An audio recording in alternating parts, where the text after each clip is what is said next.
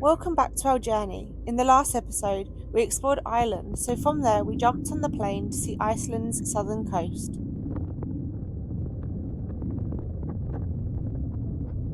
When we arrived at our first Airbnb, we took a walk along the town's promenade. But the first thing to mention is that this was actually at approximately 10 p.m. The days stay lighter for longer here in May.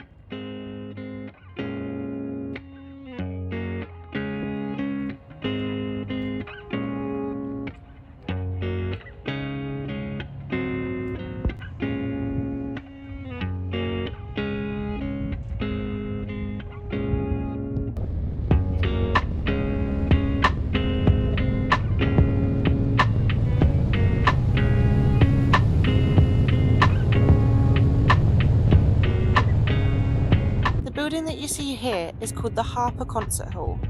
It stands out with its beautiful modern architecture and is said to be inspired by the basalt landscapes of Iceland. It held its opening concert on 4th of May 2011.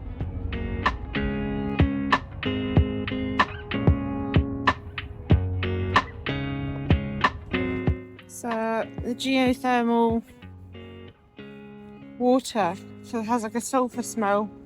So you can see this steam coming up it there. So it's similar, same process as what's happening at Yellowstone National Park. Obviously Iceland is built on volcanic rock. There's a lot of geothermal areas.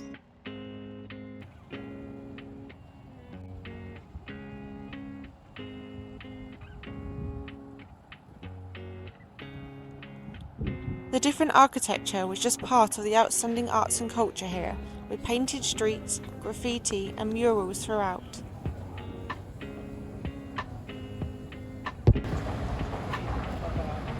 There's like two opposites.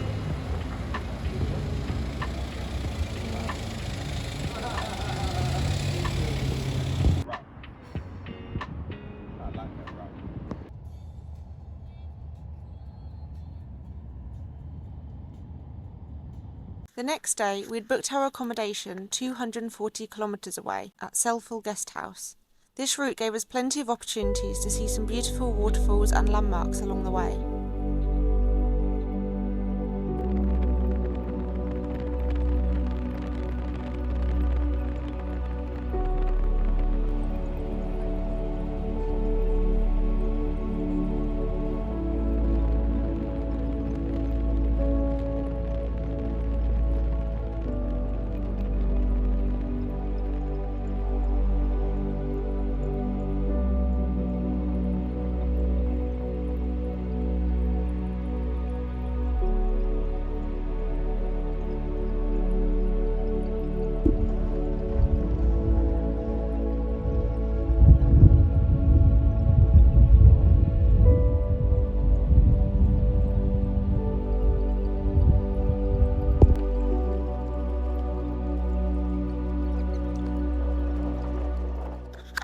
If you stop here, there's just a small fee of 600 kroner to pay for the structural upkeep and kept pathways to the crater.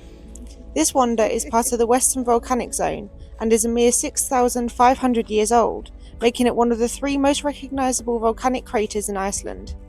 The caldera is approximately 55 metres deep, 170 metres wide, and 270 metres across, and it's made up of a unique red volcanic rock.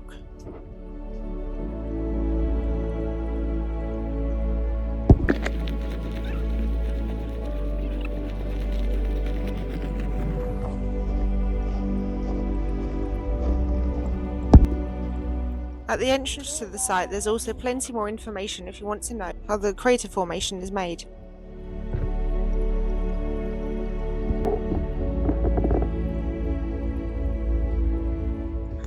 Seljalandsfoss is located in the south region in Iceland, right by Route 1 highway.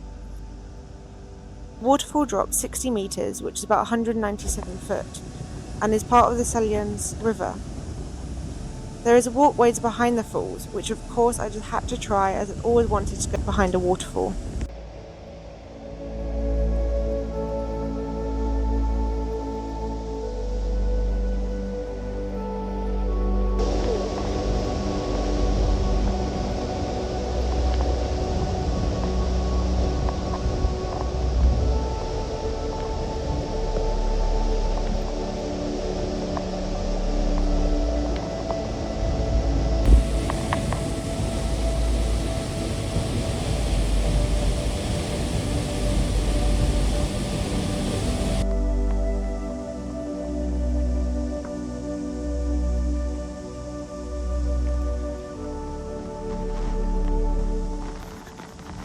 As you can see, the spray was pretty intense, but it did really feel refreshing. The others did stay in front to keep dry. I guess I was just too excited to even think about how wet I was going to get.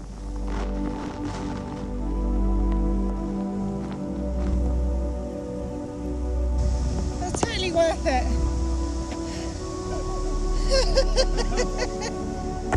It's a bit wet.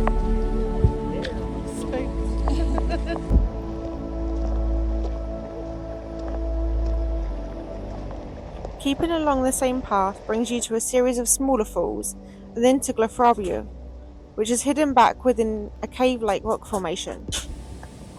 They're really hard words to pronounce, so if it's not correct, then please forgive me and maybe correct me in the comments. This waterfall drops by 40 metres and is surrounded by palagonite rock and lava field.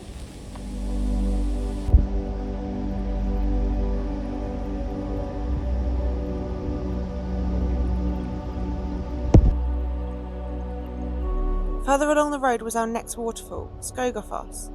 It's on the Skoga River and it actually marks the former coastline of Iceland. Gonna hike up here all the way to the top.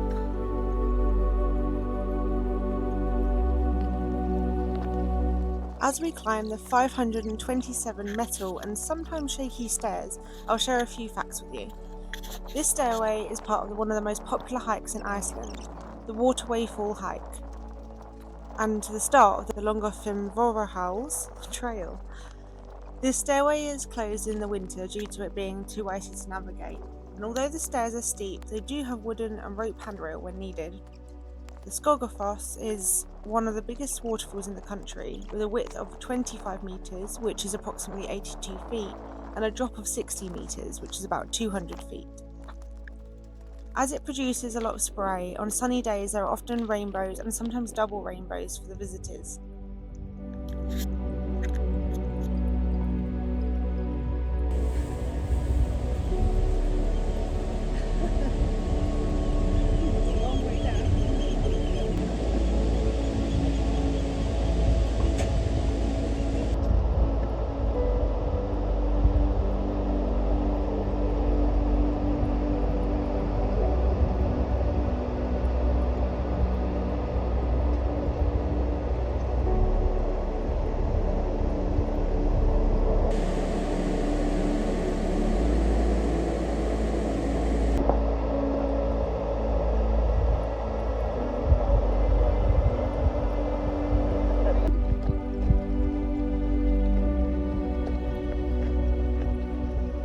Just a couple of minute drive from Skogafoss, we parked up and took the pleasant trail along the river to Kvernufoss.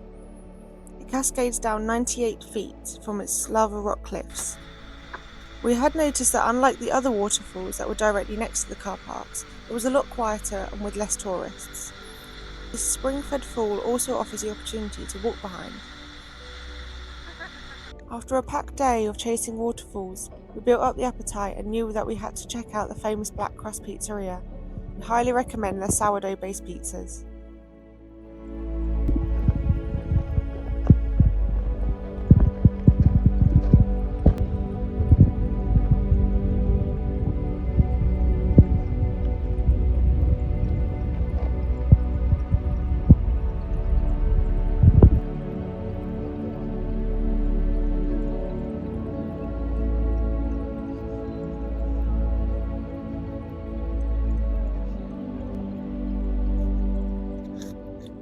After some more beautiful natural sights along the road, we finally made it to our guest house to rest up for the night.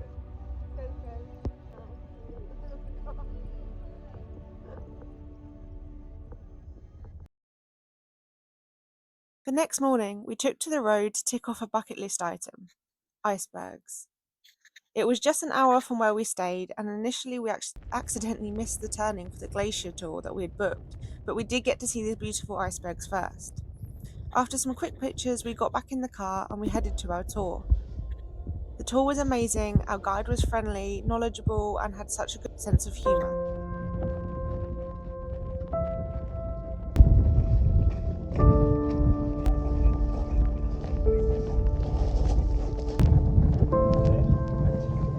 In the beginning it's pretty blue, And the blue color just indicates that the ice is still very dense, very compressed. That means there's almost no air inside. And so far, yeah, we don't have any polar bears here in Iceland, at least not at the moment. That the ice will change through the time, like it's melting, flipping over, so you won't recognize an iceberg after 1 week or something, maybe, because it looks completely different. But this ice, because of the density, it takes much longer to melt than, for example, the ice that you have in your fridge. The ice from the freezer will, melt much faster. And that's why also the ice from this glacier is the best you can put into your drinks, because it doesn't melt that fast and also doesn't water your drink that fast. So under this glacier in front of us, we have around 7 active volcanoes. But no worries, that active just means they're still able to erupt one day, but it doesn't mean that they will erupt in the next few days or whatsoever. A volcano to erupt, it needs a bit more preparation. And also the volcanoes in Iceland, they are all very well monitored. That means if something is going on here, they will let us know, and also if needed, evacuate the area. And we have by far one of the biggest and most dangerous volcanoes under this glacier. But yeah, the wall here is around 30 meters tall. Wow. 30 meters, so we have 30 meters of ice above the water surface, 130 meters under the water surface, with around 3,000 cubic kilometers of ice. So that was all just ice in 1900. Here was no lake. And then since 1900, the glacier started to melt. 25 years ago, still half of this lake was covered by glacial ice. So we can see in the last 25 years, it was speeding much more than before. And now we have something around 50 meters per year that this glacier is receding.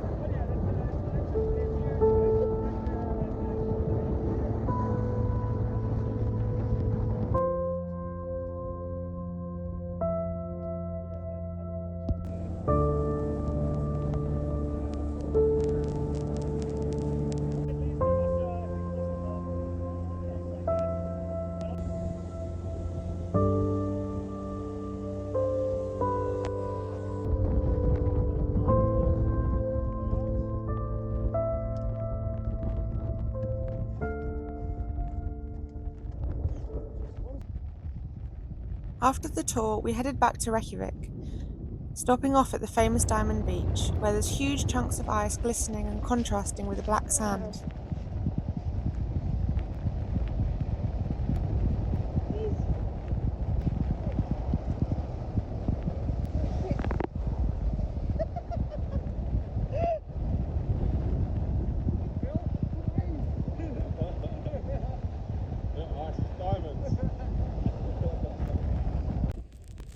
Probably nice on a calm sunny day.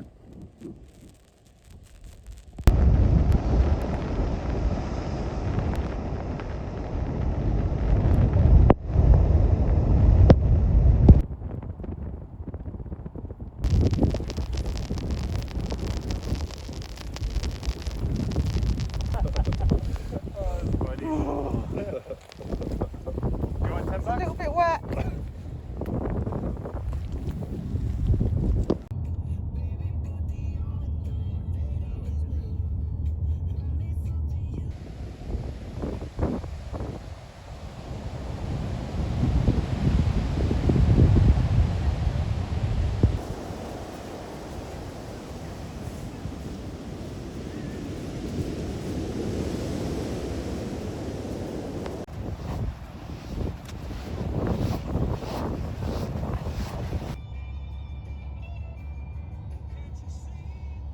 So we continued to head back to Reykjavik.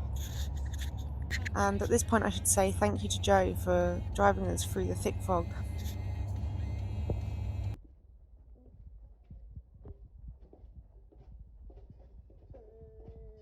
So now we're back in Reykjavik, and we spent the day gathering all our gifts for family before entering the magic ice bar.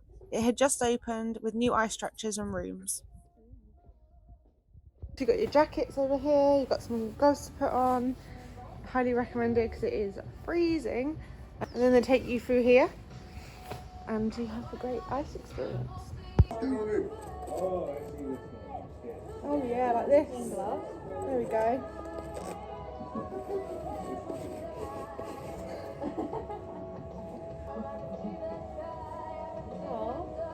My camera, you know that, yeah? Oh yeah.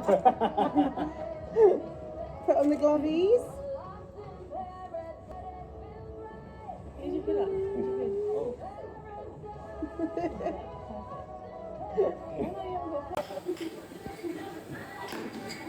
Oh no. When I heard you speak, I was like, gee, he's not Icelandic. There's no way. No. I wish. Because there's no... Skål. Skål. Oh, did you? Oh, Yeah. I didn't. Nice.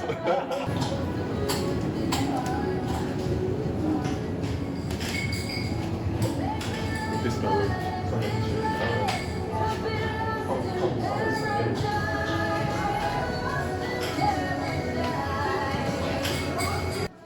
So after a couple of ice drinks and shots, we knew what had to be done.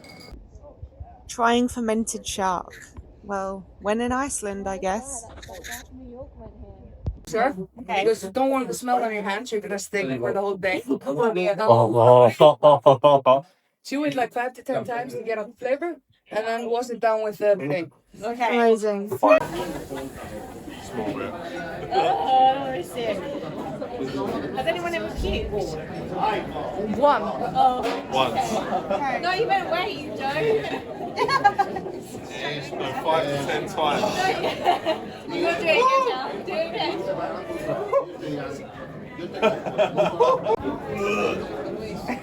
It's not bad.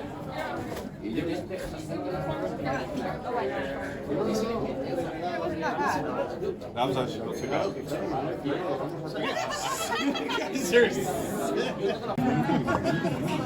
When I got the urine taste, I was like, ugh. 15.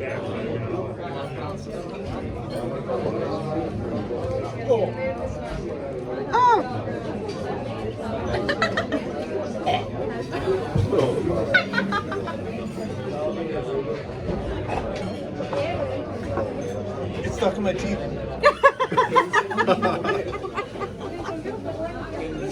Icelandic cheeses, fin whale, salmon, Smoked lamb. smoked lamb. Can't remember. I'm jam. trying to whale. Lobster, was it? Deep fried lobster. Fried lobster. Yep. Sourdough, Sourdough, and flatbreads. flatbreads. Icelandic flatbreads, yeah. But goddamn it, now I have to. Good.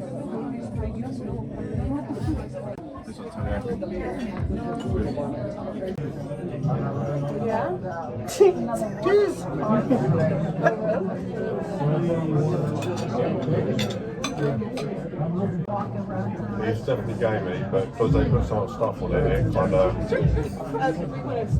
Mash it all. yeah. Yeah. Delicious. Yeah, I really like it. yeah. I think recommend. 10 out of 10, baby.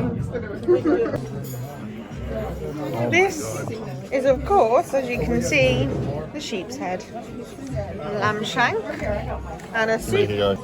and reindeer burger as well. I don't know what you should It do tastes like deer. Yeah. It's ordinary deer, yeah. for your reindeer burger. No. There's a mouth over the coast. I see your eyes. You're looking a bit sheepish. Liz, I'm gonna cheer you on. You're gonna eat all of Yeah, that. you good dude. That bit's good. Is that good? Yeah. Seeing your eyeball. Really salty. That's some butter. Oh yeah. Try the shark! Try the shark! Eating a bit of sheep's eyeball.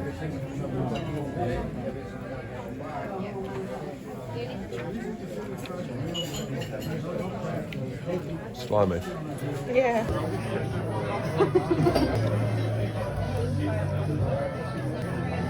This is similar to like when you have like ox tongue. Yeah, it's right. It's right, yeah. Right, yeah. That's the tongue. Yeah. Tastes like lamb, just chewy. Chewy lamb? It's good. But it's not one lot, eh? Chewy lamb. Don't waste it. Don't waste the rest of the sheep. Good animal died for that. And anyone is like concerned.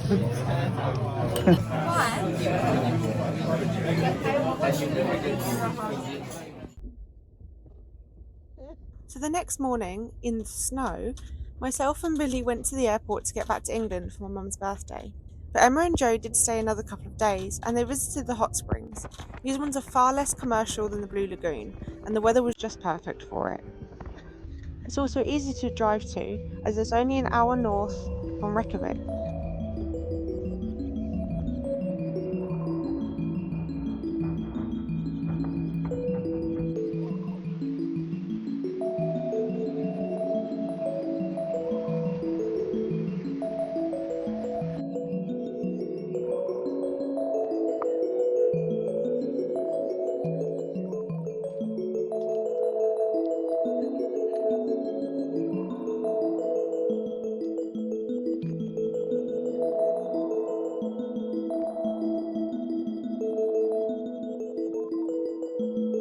Thank you for joining us on our trip to Iceland. Remember, if you are enjoying our videos, like, comment, share, and don't forget to hit the subscribe button.